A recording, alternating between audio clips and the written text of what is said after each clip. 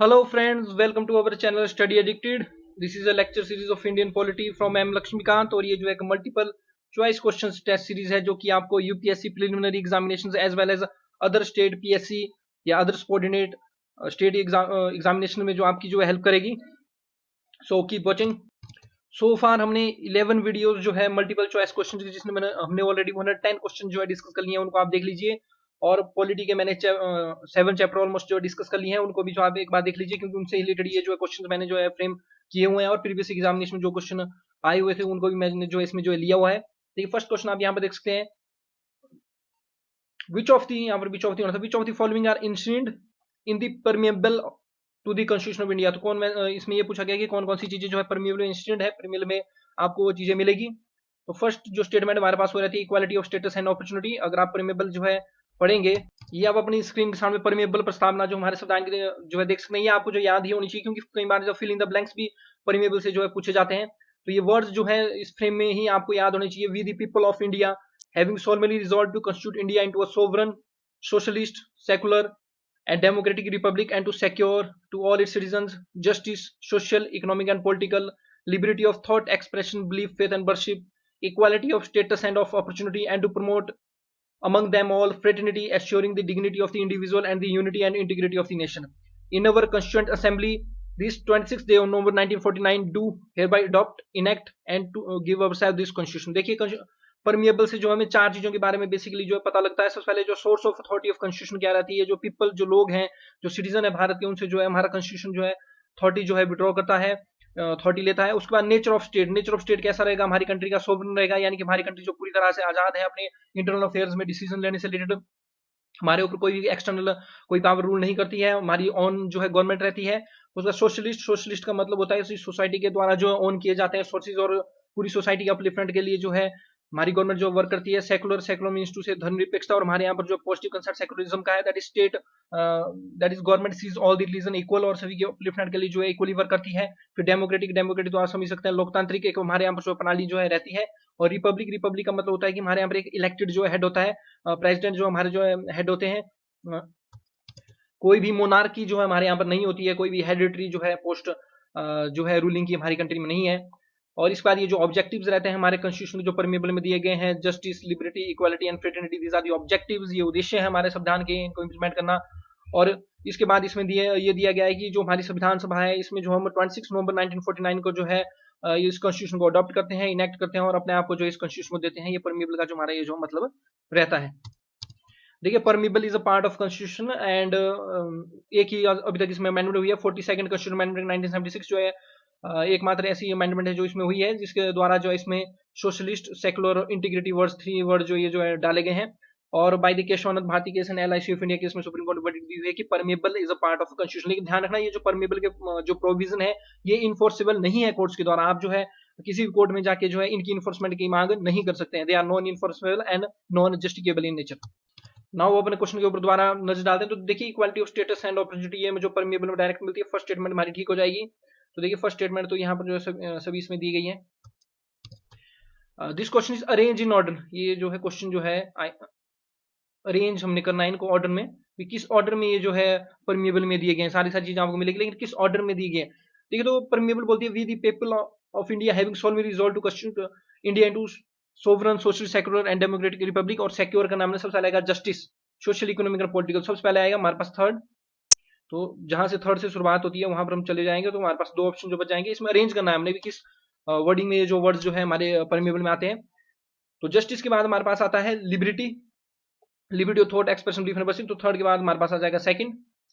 और ऑटोमेटिकली उसके बाद आता है equality of status and opportunity. And उसके बाद आता है fraternity, assuring the dignity of the individual. And last में आता है हमारे पास unity and integrity of the nation. तो इसमें ये अरेंज करने के लिए जो है क्वेश्चन जो है पूछा गया था. देखिए इस तरह से क्वेश्चन आपको जो है यूपीएससी पूछ लेती है. कई बार पूरी परमिएबल उसमें लिखी होगी, कुछ एक वर्ड्स मिसिंग होंगे तो वो फिल इन द ब्लैंक्स भी आपको फिलअप करने के लिए जो आपको स्टेट पीएससी या यूपीएससी में जो पूछे जा सकते हैं और ऐसे क्वेश्चन में पीछे पूछे गए हैं. अब देखिए नेक्स्ट क्वेश्चन अगर आप अपनी स्क्रीन के सामने देखें तो ये जो मैच करने के लिए दिया गया है इसमें प्रोविजन दिए गए हैं मेंशन जो है परमिएबल में और इंप्लीकेशंस उनके क्या जो है रिजल्ट क्या प्रभाव उनके रहते हैं. सबसे पहले बात आती है रिपब्लिक. ठीक है, तो रिपब्लिक का मतलब होता है कि हेड ऑफ द स्टेट जो है नॉट अ हेरिडिटरी मोनार्क, वो जो इलेक्टेड किया जाएगा पीपल्स के द्वारा. हेड ऑफ द स्टेट जो रहेगा प्रेसिडेंट, जनरली हमारा हेड ऑफ स्टेट जो हमारे यहाँ पर रहते हैं, हेड ऑफ गवर्नमेंट जो प्रेसिडेंट रहता है, प्रेसिडेंट के नाम पे ही सारे काम जो है गवर्नमेंट के किए जाते हैं, तो ए जो है फर्स्ट के साथ बिल्कुल सही मैच कर रहा है।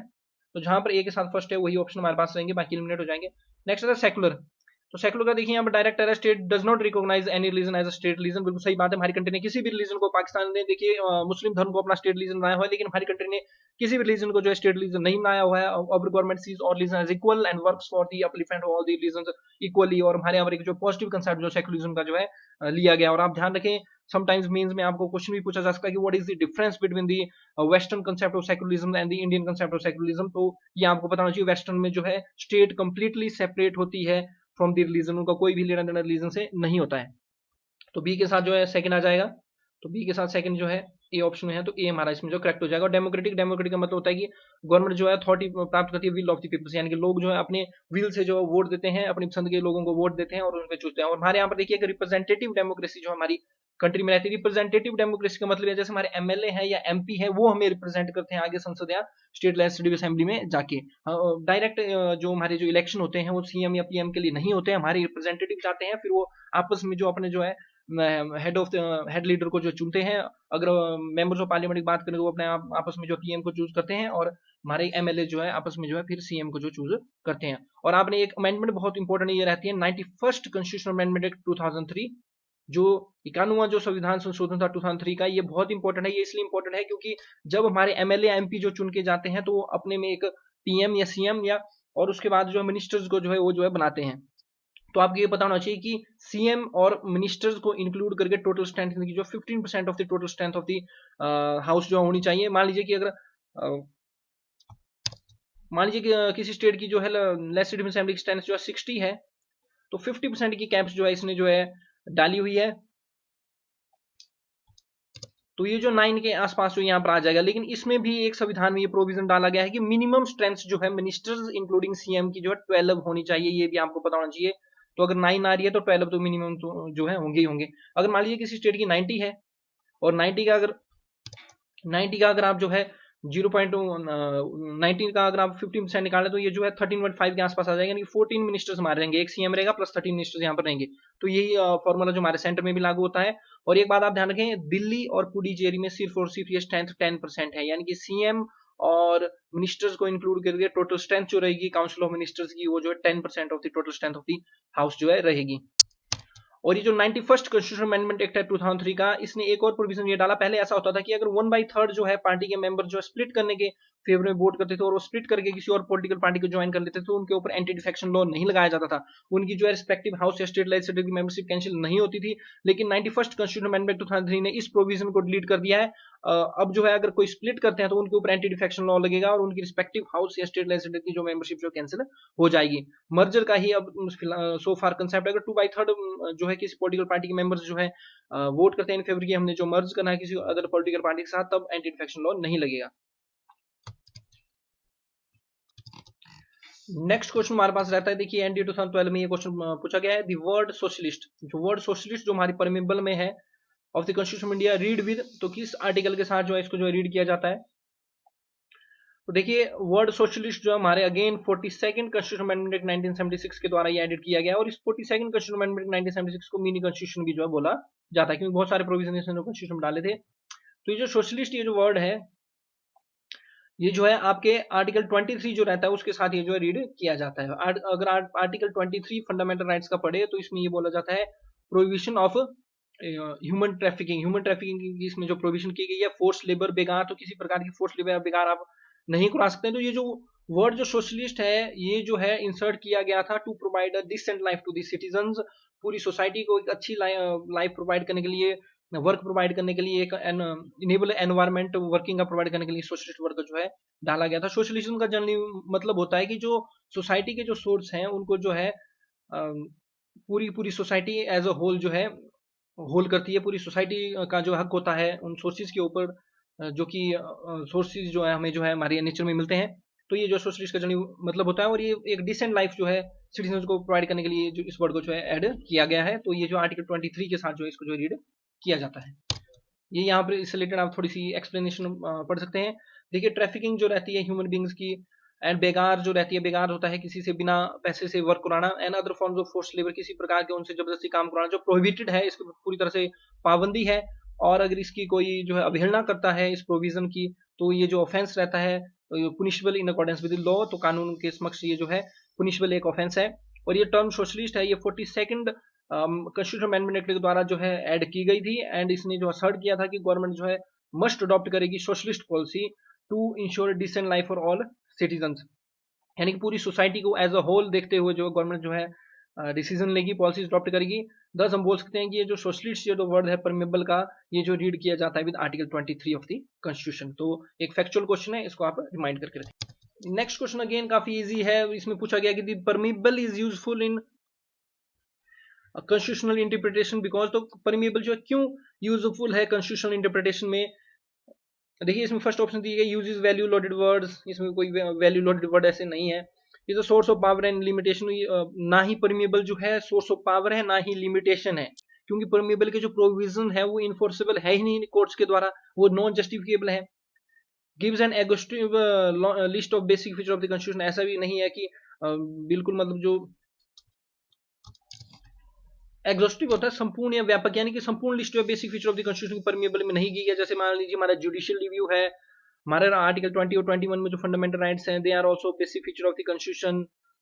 फंडामेंटल राइट्स के काफी ज्यादा प्रोविजन बेसिक फीचर में आते हैं। Separation of judiciary from the executive under the article 50 of the constitution basic feature है हमारे कॉन्स्टिट्यूशन का। Direct principle of state policy हमारे बेसिक फीचर में है। इमरजेंसी प्रोविजन होगी, तो इस तरह से बहुत सारे प्रोविजन हैं जो कि बेसिक फीचर में आते हैं। जो बेसिक फीचर के चैप्टर में इनको डिटेल में डिस्कस करेंगे। तो इसका जो राइट आंसर हो जाएगा ये हो जाएगा कंटेन्स द रियल ऑब्जेक्टिव। तो आपको पता होगा कि जो संविधान का हमारा जो रियल ऑब्जेक्टिव है, जो कॉन्स्टिट्यूशनल मेकर्स के जो रियल ऑब्जेक्टिव और फिलॉसफी थी, क्या उनकी सोच थी, क्या उनका माइंड था, ये जो हमें जो है पूरी पूरी जो है परमिबल से जो इसके बारे में जो पता लगता है, कॉन्स्टिट्यूशनल मेकर की सोच के बारे में, उनके ऑब्जेक्टिव क्या थे, उद्देश्य क्या थे, ये हमें जो परमिबल से इसकी जो झलक मिलती है। देखिए यूपीएससी 2000 सिविल सर्विस एग्जामिनेशन में बहुत इजी क्वेश्चन एक पूछ लिया गया था कि जो mind of the makers of the constitution of India जो है रिफ्लेक्टेड होता है इन विच ऑफ द फॉलोइंग। तो माइंड जो रहता है मेकर्स ऑफ द कॉन्स्टिट्यूशन का, वो रिफ्लेक्टेड होता है फ्रॉम द परमिएबल। ये हम बहुत बार डिस्कस कर चुके हैं, इनकी क्या फिलॉसफी थी, क्या इनके ऑब्जेक्टिव थे, क्या इनकी सोच थी, ये पूरी पूरी हमें झलकती है परमिएबल से, प्रस्तावना से। नेक्स्ट क्वेश्चन ऑल्सो काफी इजी है कि इसमें पूछा गया कि इन दी कॉन्स्टिट्यूशन हमारे संविधान जो रहता है भारत का, उसमें टर्म फेडरल, ये जो संघीय ये जो वर्ड है फेडरल, ये जो है कहाँ आपको मिलेगा। तो आपको एक बात ये पता होनी चाहिए कि ये जो फेडरल ये जो वर्ड है, ये आपको कहीं पर भी नहीं मिलेगा। ये मैंने 2 बार क्वेश्चन डिस्कस कर लिया, आपको ये पता होना चाहिए माइनॉरिटी वर्ड है। माइनॉरिटी वर्ड जो है आपको संविधान में मिल जाएगा, लेकिन इसकी डेफिनेशन आपको संविधान में नहीं मिलेगी। बेसिक फीचर आपको कहीं पर भी मेंशन नहीं मिलेगा, ना ही इसकी कोई डेफिनेशन आपको जो है संविधान में हमारे मिलेगी। जुडिशियल रिव्यू आपको कहीं नहीं मिलेगा। जुडिशियल ये जो वर्ड रहता है, ये आपको संविधान में नहीं मिलेगा। लेकिन प्रोविजन जो है हमारे संविधान के जो जुडिशियल रिव्यू के बारे में जो प्रोवाइड करते हैं। फिर बजट ये जो वर्ड रहता है, आपको ये संविधान में आपको नहीं मिलेगा। आर्टिकल 112 में जहां पर बजट से रिलेटेड प्रोविजन है, वहां पर एनुअल फाइनेंशियल स्टेटमेंट इसको बोला गया है। तो इस तरह से ये जो चीजें हैं, ये आपको जो पता होना चाहिए। आपसे पूछा जा सकता है एग्जामिनेशन में कि बजट आपको किस पार्ट ऑफ द कॉन्स्टिट्यूशन में मिलेगा, तो आपने नन ऑफ द अबव करना है, क्योंकि बजट जो है कहीं पर भी मेंशन नहीं है हमारे संविधान में। नेक्स्ट क्वेश्चन हमारे पास रहता है, consider the following statement with reference to the linguistic organisation. Linguistic reorganisation का मतलब है भाषा के आधार पर रीऑर्गेनाइजेशन। जो स्टेट्स की हुई इंडिपेंडेंट इंडिया में, जो राज्यों की जो भाषा के आधार पर रीऑर्गेनाइजेशन हुई, अलग स्टेट्स बनाएगी, इनसे रिलेटेड कौन सी स्टेटमेंट ठीक है। देखिए फर्स्ट स्टेटमेंट पढ़ेंगे, the separate state of Andhra for Telugu people came into existence 1953। ये बहुत इंपॉर्टेंट चीज है। आंध्र प्रदेश जो है फर्स्ट स्टेट थी जो कि लिंग्विस्टिक आधार पर जो बनी थी। तो आंध्र प्रदेश जो 1953 में जो भाषा के आधार पर बनने वाली जो भारत की हमारी जो पहली स्टेट थी। तो फर्स्ट स्टेटमेंट हमारी जो ठीक हो जाएगी। तो जहां पर फर्स्ट स्टेटमेंट नहीं है, उनको हम यहाँ पर जो काट सकते हैं।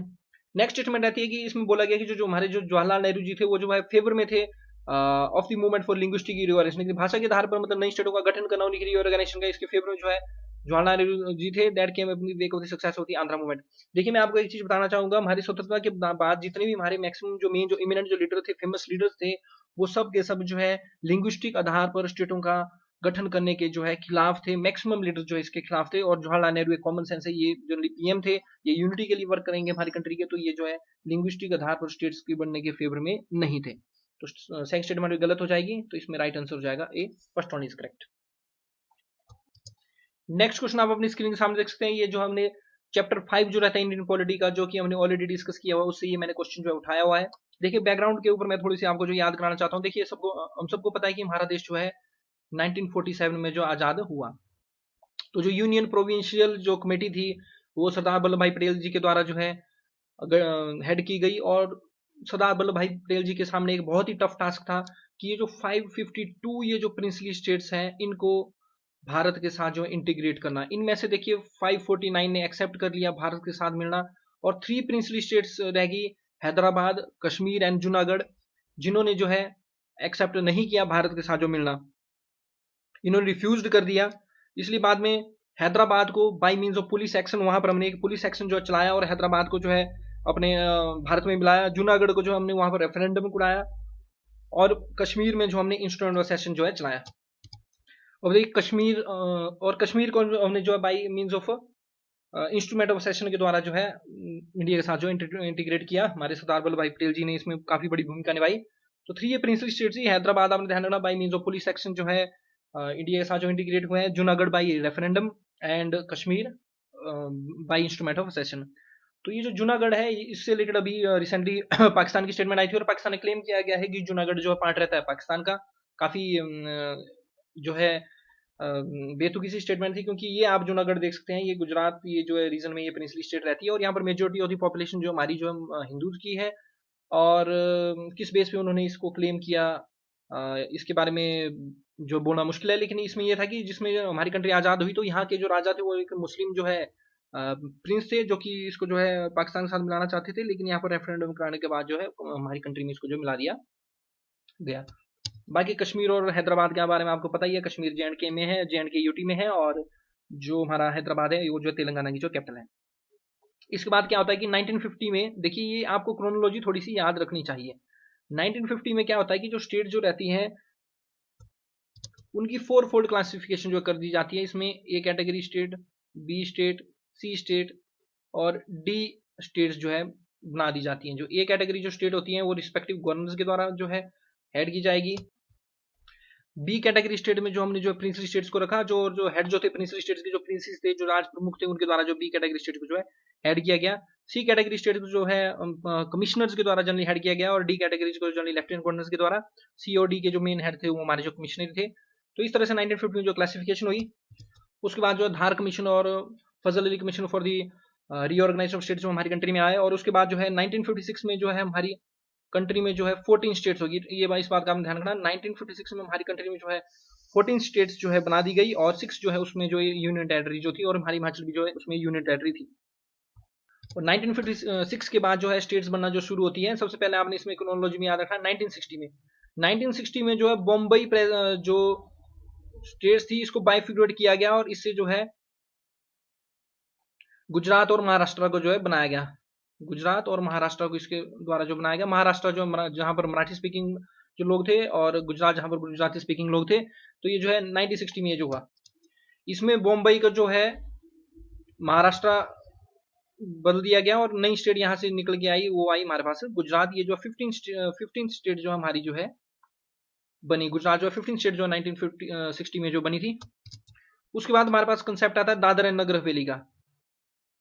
दादर एंड नगर हवेली आपको पता है, ये जो हमारी जो है एक यूटी है, एक जो यूनियन टेरिटरी है इन प्रेजेंट भी।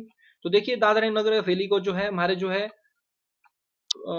पोर्टुगीज के द्वारा इसको जो है रूल किया जाता था। पोर्टुगीज जो है दादर और नगर हवेली को जो रूल करते थे हमारी इंडिपेंडेंस के टाइम भी। और आपको ये भी पता होना चाहिए कि 1954 तक पोर्टुगीज के द्वारा जो है इसको जो है रूल किया जाता था, लेकिन बाद में जो है 10th, ध्यान रखना आपने दादर और नगर हवेली से रिलेटेड, ये बहुत ही इंपॉर्टेंट अमेंडमेंट है। ऐसे क्वेश्चन आपसे डायरेक्ट पूछे जा सकते हैं।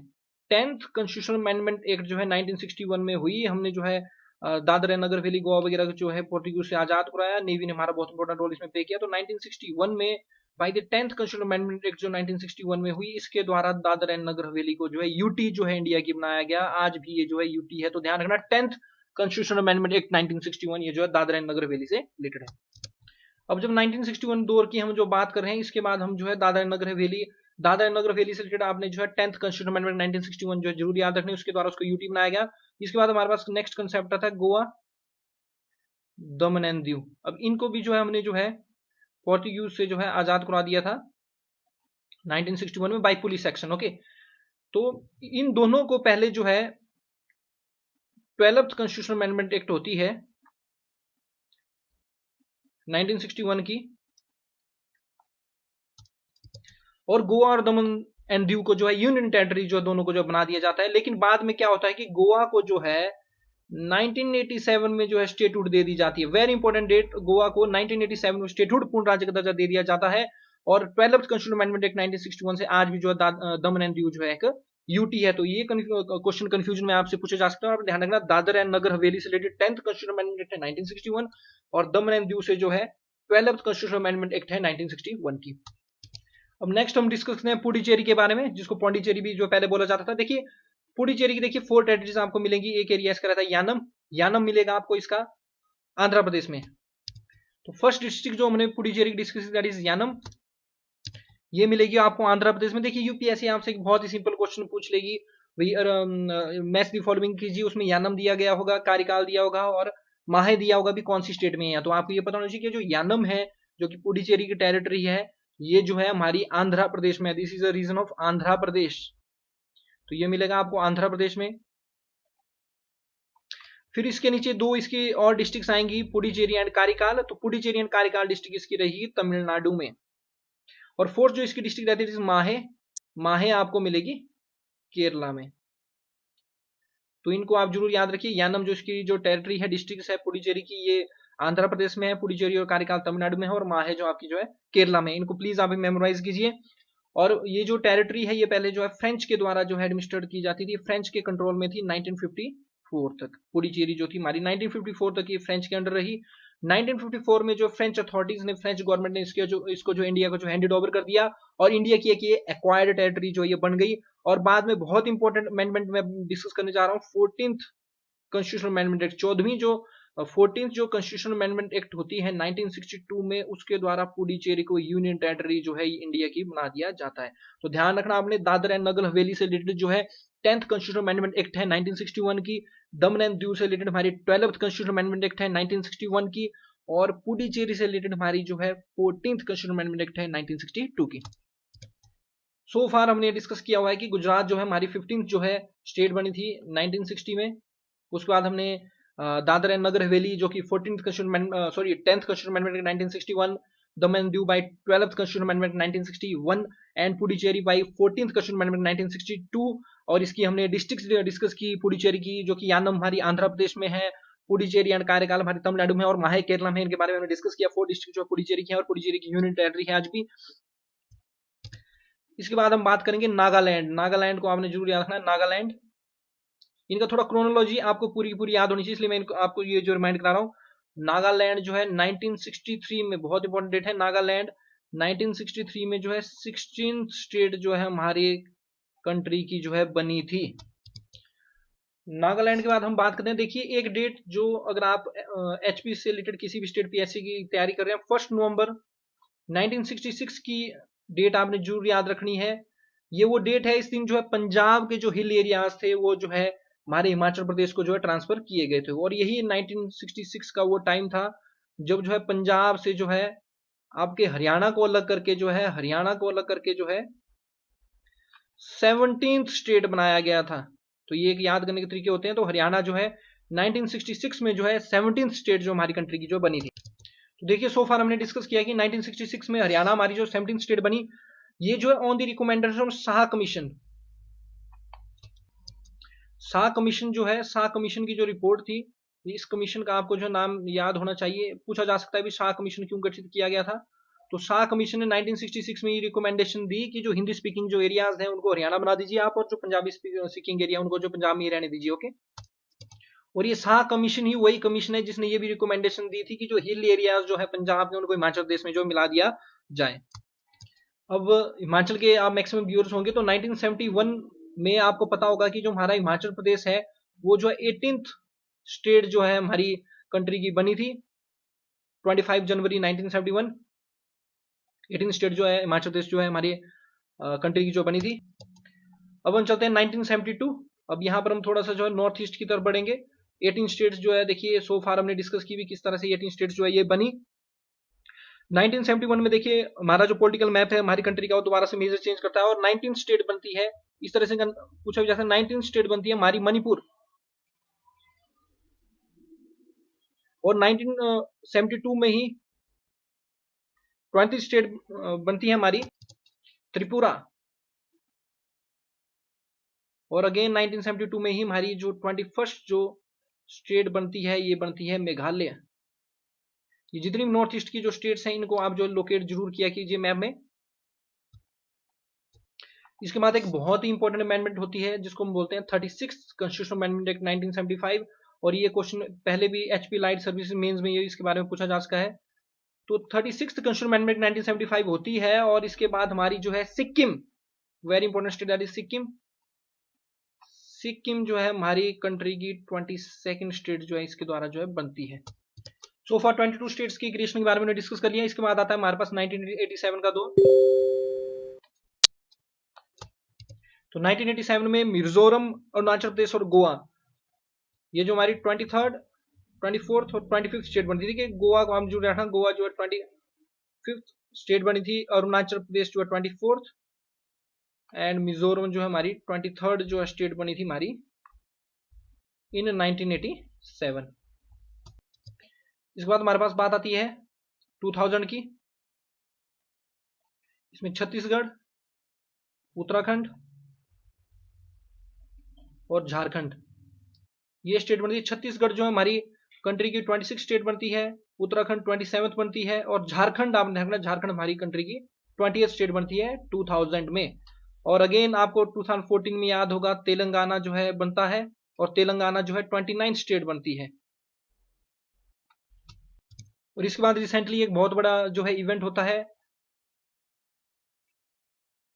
9 अगस्त 2019। इस डेट को हम नहीं भूल सकते हैं क्योंकि 9 अगस्त 2019 को एक हिस्टोरिकल डिसीजन लिया जाता है। इस दिन जो है Jammu and Kashmir reorganisation act जो है हमारी पार्लियामेंट के द्वारा जो है लाया जाता है, और इसके द्वारा जो है जम्मू एंड कश्मीर को जो है 2 यूनियन टेरिटरीज में डिवाइड कर दिया जाता है, JNK UT with legislative assembly, यहाँ पर लेजिस्लेटिव असेंबली होगी, और लद्दाख विदाउट लेजिस्लेटिव असेंबली। तो इससे जो है हमारी कंट्री में यूनियन टेरिटरी जो है 7 से 9 हो गई, और स्टेट 29 से 28 होगी। तो हमारी कंट्री में इन प्रेजेंट 28 स्टेट्स हैं और 9 यूनियन टेरिटरीज हैं। तो ये थी हमारी कंट्री में 28 स्टेट्स और 9 यूनियन टेरिटरीज बनने की। अब देखिए हम डिस्कस कर रहे हैं अभी इस तरह से काम हो रहा है। देखिए जो हमारे संविधान का आर्टिकल 2 जो है और आर्टिकल 3 जो है, ये पार्लियामेंट को जो है पावर देता है कि अपनी मर्जी से किसी भी टाइम जो है political map of the country जो है क्रिएट कर सकते हैं।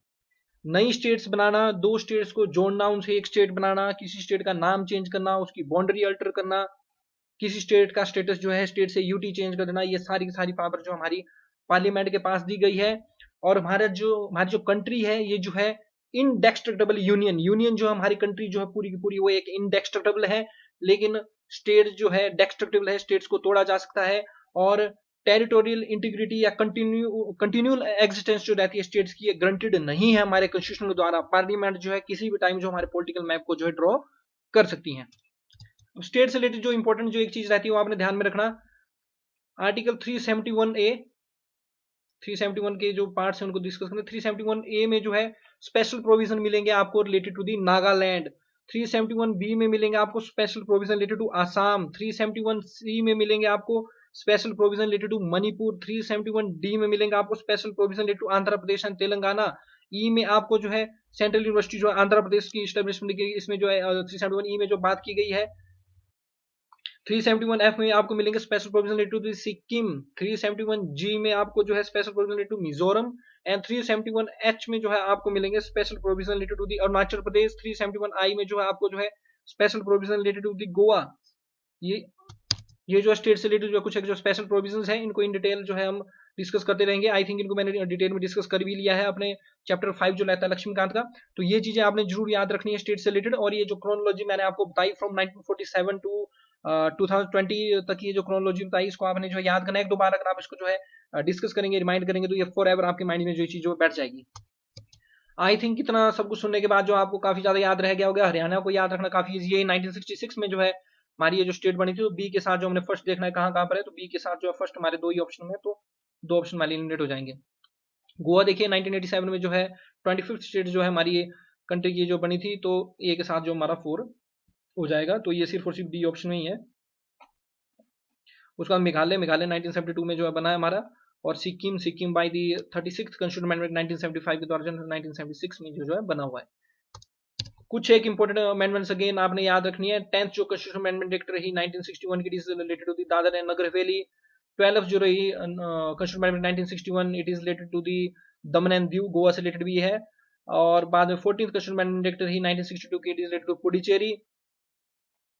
Then after we come to 36th constitution amendment 1975 related to Sikkim. 1987 में फिर गोवा को जो है अलग स्टेट बना दिया जाता है, 25th स्टेट बना दिया जाता है।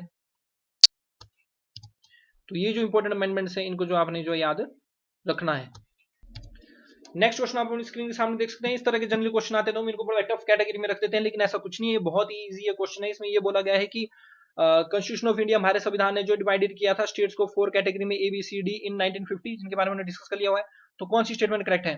तो देखिए पहले बोला गया कि चीफ कमिश्नर जो एग्जीक्यूटिव हेड था कैटेगरी स्टेट का, बिल्कुल गलत बात है। चीफ कमिश्नर जो है C स्टेट्स का जो हेड थे, फर्स्ट स्टेटमेंट जो गलत हो जाएगी। राज प्रमुख एग्जीक्यूटिव हेड थे कैटेगरी A स्टेट के, बिल्कुल गलत।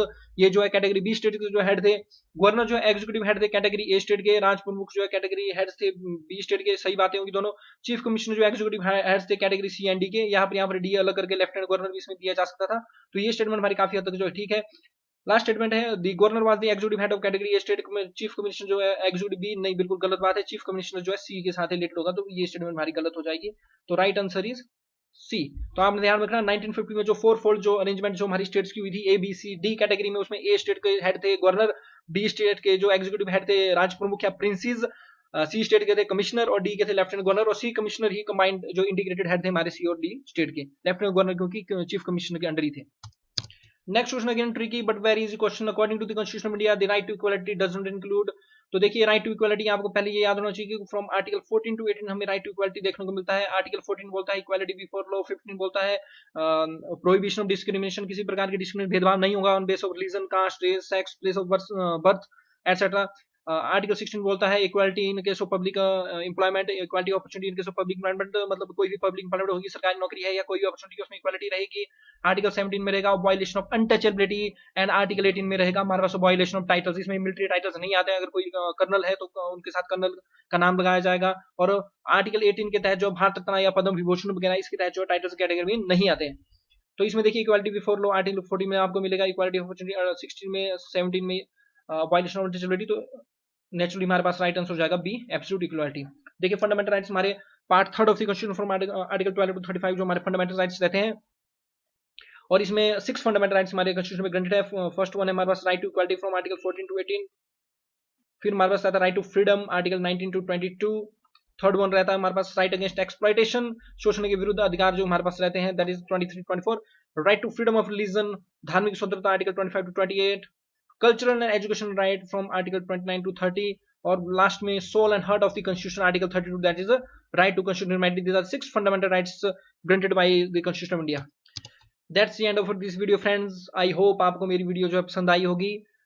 अगर आप चाहते हैं मैं इसी तरह जो है आपके लिए जो है इंपॉर्टेंट वैल्यूएबल नॉलेजेबल वीडियोस लाऊं जो कि आपको एग्जामिनेशन में काफी ज्यादा हेल्प करने वाली है, तो आप मेरे चैनल को जो है ज्यादा से ज्यादा लाइक, सब्सक्राइब और शेयर कीजिए, because we rise by lifting others. आप मेरे साथ जो है मेरे टेलीग्राम चैनल में भी जुड़ सकते हैं, मेरे को आप ट्विटर पे फॉलो कर सकते हैं, इंस्टा पे फॉलो कर सकते हैं। इन सब का लिंक जो मैं कमेंट बॉक्स में डाल दूंगा।